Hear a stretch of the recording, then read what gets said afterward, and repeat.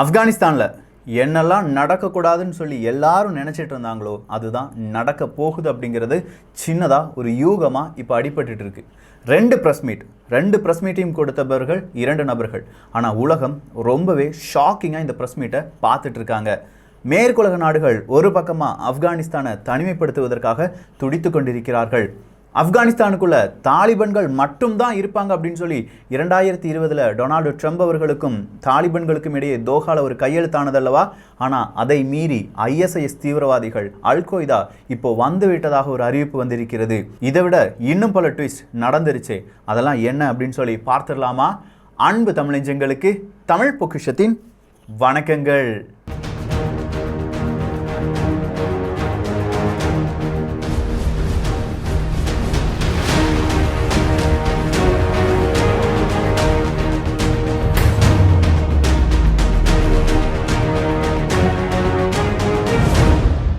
ஆப்கானிஸ்தான் முழுவதையும் தாலிபன்கள் பிடித்து விட்டார்கள் அப்படின்னு சொன்னதுக்கு பிறகு இன்னைக்கு தான் முதல் நாள் அப்படின்னு சொல்லலாம். இந்த முதல் நாளில் தாலிபன்களுடைய 2வது தலைவர் அப்படின்னு சொல்லி அறியப்படுகிற முல்லா பரேடர் இல்லாட்டி கானி பரேடர் அப்படிங்கிறவர் அந்த நாட்டுக்கு விஜயம் செய்கிறார். அப்படி விஜயம் செய்த உடனே நாங்கள் ஒரு ப்ரெஸ் மீட்டை கூப்பிடுறோம் அப்படின்னு சொல்லி ப்ரெஸ் கான்ஃபரன்ஸுக்கு அரேஞ்ச் பண்ணுறாங்க. அந்த ப்ரெஸ் கான்ஃபரன்ஸில் அவங்க சொல்கிற முதல் வார்த்தை, இது எங்களுக்கு ப்ரவுட் மூமெண்ட், நாங்கள் ரொம்ப சந்தோஷமாக இருக்கோம். இதனால் வரையிலும் எங்களுக்கு நிறைய துரோகிகள் இருந்தாங்க, எதிரிகள் இருந்தாங்க, நாங்கள் எல்லாரையும் மன்னித்து விட்டு இன்டர்னல் எக்ஸ்டர்னல் எங்களுக்கு எந்த எதிரிகளும் இருக்கக்கூடாது அப்படின்னு சொல்லி நாங்கள் விரும்புகிறோம். ஸோ நல்ல ஒரு ஆட்சியை கொடுப்பதற்காக தாலிபன்கள் தயாராக இருக்கிறார்கள் அப்படிங்கிற ஒரு அறிவிப்பு தான். அந்த அறிவிப்புக்கு பின்னாடியே நாங்கள் விமன்ஸுக்கு, குறிப்பாக பெண்கள் அப்படிங்கிறவங்களுக்கு முன்னுரிமை கொடுக்க போகிறோம். அரசாங்க வேலையில் ஈடுபடக்கூடிய எல்லா பெண்களும் மீண்டும் சீக்கிரமாக அரசாங்க வேலைக்கே வந்துருங்க, இந்த மாதிரியான அறிவிப்பையும் கொடுத்து வருகிறார்கள். ஏன்னா தாலிபன்கள் அப்படின்னு சொல்லும்போதே பெண்களுக்கு எதிராக தாலிபன்கள் இருப்பார்கள் அப்படின்னு சொல்றதை உடைக்க வேண்டும் அப்படின்னு சொல்லி இந்த தாலிபன் 2.0 அப்படிங்கிறது இயங்குகிறது. ஸோ ப்ரெஸ் மீட் வழியாக நாங்கள் நல்லது செய்ய போகிறோம், எங்களுக்கு எதிரிகள் இல்லை, நாங்கள் யாரையும் எதிரிகளாக நினைக்கவில்லை, எல்லோரையும் மன்னித்து விட்டோம் அப்படின்னு சொல்கிறவங்க, நாங்கள் ஏதாவது தப்பு செஞ்சிருந்தா மன்னித்து கொள்ளுங்கள் அப்படிங்கிற ஒரு வார்த்தையை சொல்லாமல் விட்டு விட்டாங்க. ஆனால் இந்த ஒரு ப்ரெஸ் மீட்டுக்கு உலகம் அவ்வளோ பெரிய ஷாக்கிங்காலாம் இல்லை. அடுத்ததாக வந்த ஒரு ப்ரெஸ் தான், இல்லாட்டி ஒரே ஒரு ட்வீட் தான் உலகத்தை ஷாக்கிங்க்கு கொண்டு போனது அப்படின்னு சொல்லலாம். அதுதான் ஆப்கானிஸ்தானுடைய வைஸ் பிரசிடென்டாக இருந்த அம்ருல்லா சலே அவர்களுடைய ஒரு ட்வீட். அம்ருல்லா சலே அவர்கள் ஒரு ட்வீட்டை போடுறாங்க, நான் எப்படியும் தாலிபன்களுக்கு கீழே வரமாட்டேன், இந்த நாடு இப்போதும் என்னுடைய கண்ட்ரோலில் தான் இருக்கு, நான் தான் இந்த நாட்டினுடைய கேர்டேக்கர் அப்படின்னு சொல்றாங்க. அது எப்படி சாத்தியம் அப்படிங்கிற கேள்விக்கும் அவரே பதில் சொல்றார். இந்த சலே அவர்கள் என்ன தெரியுமா சொல்லியிருக்காங்க, இந்த நாட்டினுடைய ஆப்கானிஸ்தானுடைய பிரசிடென்ட் ஒரு நாட்டை விட்டு ஓடி போயிட்டாலோ இறந்து விட்டாலோ இல்லாட்டி தலைமறைவாக இருக்கும்போது அதை கவனிக்கும் பொறுப்பு வைஸ் பிரசிடென்ட்டுக்கு தான் இருக்கு. அம்ருல்லா சலே ஆகிய நான் தான் ஆப்கானிஸ்தானுடைய தலைமை, நான் சொல்றபடி தான் இனி ஆப்கானிஸ்தான் நடக்க வேண்டும், தாலிபன்களுக்கு இங்கே எந்தவித தொடர்பும் கிடையாது அப்படின்னு சொல்லியும் இந்த யுத்தம் இன்னும் முடிவடையல, தாலிபன்களுக்கு எதிராக நான் யுத்தம் செய்வேன் அப்படின்னு சொல்லி இந்த அம்ருல்லா சலே அவர்கள் சொல்லியிருக்கிறார்கள். இது பெரிய ஒரு சலசலப்பை ஏற்படுத்தி இருக்குது அப்படின்னு சொல்லலாம். ஏன்னா அம்ருல்லா சலே அப்படின்னு சொல்லும்போது ஆப்கானிஸ்தானுடைய ராணுவம் அப்படின்னா இன்னும் பெரிய அளவு போர் நடக்குமா, இல்லை பல நாடுகள் அம்ருல்லா சலே அவர்களுக்கு ஆதரவு கொடுப்பாங்களா? இப்போவே அங்கே சலசலப்புக்கு பஞ்சம் இல்லாமல் போயிட்டு இருக்கு. இந்த சலசலப்புக்கு மத்தியில் போன 10 தினங்களுக்கு முன்பாக ஐநா சபை சின்னதாக ஒரு ரிப்போர்ட்டை வெளியில் விடுறாங்க. ஐநா சபையினுடைய ரிப்போர்ட்டின் படி 404 மாவட்டங்களில் 15லேருந்து 20 மாவட்டங்களில் அல்-கொய்தா அப்படிங்கிற அமைப்பு இப்போதும் செயல்பட்டு வருகிறது. அதற்கான ரிப்போர்ட்டை நாங்கள் தாரோம் அப்படின்னு சொல்லி அந்த ரிப்போர்ட்டை சப்மிட் பண்ணுறாங்க. அந்த ரிப்போர்ட்டில் சில பல இடங்களும் இருந்தது. கந்தஹார், நிம்ரஸ், ஹெல்மேண்ட் அப்படிங்கிற 3 இடங்கள் தான். இந்த இடத்துல எல்லாமே அல்-கொய்தாவினுடைய தீவிரவாதிகள் இருக்கிறார்கள் அப்படின்னு சொல்கிறாங்க. இந்த அல்-கொய்தாவினுடைய தீவிரவாதிகள் அப்படின்னு சொல்லும்போது 30,000க்கும் அதிகமான நபர்கள் அல்-கொய்தாவிலிருந்து ட்ரைனிங் எடுத்துகிட்டு போனாங்க. அவங்க அங்கங்கே செதறி இருக்காங்க. இப்போ தாலிபன்கள் முழுவதுமாக ஆப்கானிஸ்தானை பிடித்த பிறகு அங்கே ஒன்று கூட ஆரம்பித்திருக்கிறார்கள் அப்படிங்கிறது தான் இந்த ஒரு செய்தி அறிக்கை கூறுவது, ஐநா சபை கூறுவது. ஐநா சபையினுடைய 1267 ரெசல்யூஷனை தாலிபன்கள் முறியடித்து விட்டார்கள்.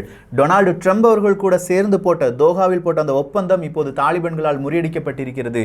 எனவே தாலிபன்களுடைய ஆட்சியை நாங்கள் வரவேற்க மாட்டோம் அப்படின்னு சொல்லி ஐநா சபை சொல்வதற்கான வாய்ப்புகள் இருக்கிறது. ஜெர்மனி ஒரு பக்கமாக போய் நான் ஆப்கானிஸ்தானுக்கு கொடுத்துட்டு இருந்த எல்லா உதவிகளையும் இன்றோடு நிறுத்துகிறேன் அப்படிங்கிற ஒரு அறிவிப்பை கொடுத்து விட்டார்கள். ஜெர்மனியாக இருக்கட்டும், டச்சாக இருக்கட்டும், செக்குடியர்ஸாக இருக்கட்டும், சீக்கிரமாக அங்கே இருக்கக்கூடிய மனிதர்களை அப்புறப்படுத்துங்கள், அங்கே என்ன வேணாலும் நடக்கலாம் அப்படிங்கிற ஒரு யூகத்தை சொல்லியிருக்கிறார்கள். இதற்கு இன்னொரு காரணம் என்னன்னா, இப்போ தாலிபன்கள் கையில் அதிநவீன ஆயுதங்கள் இருக்கிறது. 20 வருடங்களாக சுமார் 143 பில்லியன் அமெரிக்க டாலர் அளவுக்கு செலவழித்த அமெரிக்காவினுடைய போர்ப்படைகள், போர் கலன்கள் அங்கே இருக்கின்றன. 3 மாசம் 4 மாசம் இன்னும் காபூல் நம்ம கையில தான் இருக்கும் அப்படின்னு சொல்லி அமெரிக்காவினுடைய உளவுப்படை சொன்ன அடுத்த 7 தினங்களில் தாலிபன்கள் ஆப்கானிஸ்தானை முழுவதுமாக கையகப்படுத்தி விட்டதால் அங்கே இருக்கக்கூடிய அந்த வெப்பன்ஸ் இல்லாட்டி குண்டுகள் இது எதையுமே அமெரிக்காவால் திரும்ப கொண்டு செல்ல முடியவில்லை. அதை எல்லாத்தையும் இப்போ சீஸ் பண்ணி வச்சிட்டு இருக்காங்க தாலிபன்கள். ஸோ இந்த தாலிபன்கள் மத்தியில் இப்போ ISIS தீவிரவாதிகளும் இல்லாட்டி அல்-கொய்தா அப்படிங்கிற அமைப்பு எல்லாமே வர தொடங்கிவிட்டது என்றால் இதை யார் ஆட்சி செய்வது அப்படிங்கிறது இவங்களுக்குள்ள மிகப்பெரிய போட்டி பொறாமையாக மாறிவிடும். அல்-கொய்தா ISIS அப்படிலாம் சொல்லும்போது இதில் இன்னொரு விஷயத்தையும் நம்ம கவனிக்கணும். இந்த தாலிபன்கள் வந்த உடனே அங்கே இருக்கக்கூடிய சிறைச்சாலையில் இருக்கக்கூடிய பல நபர்கள் விடுதலை செய்யப்படுகிறார்கள்.